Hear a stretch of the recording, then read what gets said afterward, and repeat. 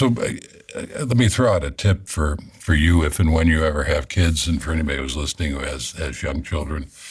As your kids start to grow, and hopefully they get part-time jobs, right? They start, whether it's shoveling snow or bussing tables at a local restaurant or whatever it is, and they start earning some income.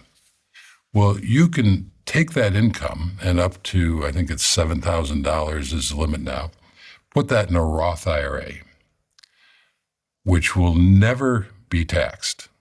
It will grow tax-free forever. And they're going to be, by definition, because they're making almost no money they're not paying any income tax, so you don't need any deduction from that. And it doesn't have to be their money. So let's say your kid makes $3,000 during the course of a year. You can take $3,000 and fund a Roth IRA for them.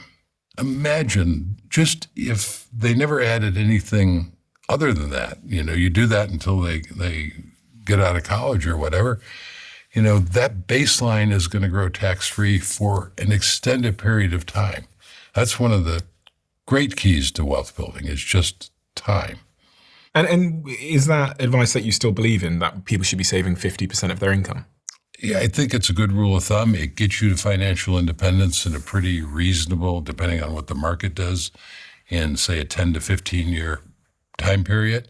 The pushback that you might anticipate is from people who say that's impossible. Nobody can save 50% of their money. Just that's silly.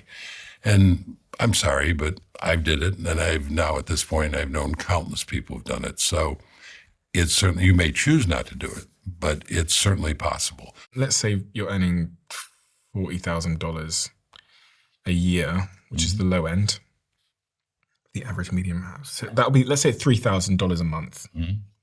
So you're earning $3,000 a month. You're then going to pay tax on that. This is what my maths says here. It says very little tax would be paid after all of your taxes.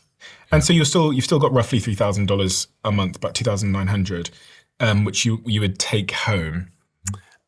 So I would need to save $1,400 of that, which means my total expenses need to be $1,400 a month. So first thing I need to do is live somewhere very, very affordable, depending on where I live, what city I live in. Then I need to basically radically reduce my expenditure, right, to be able to save 50% a month.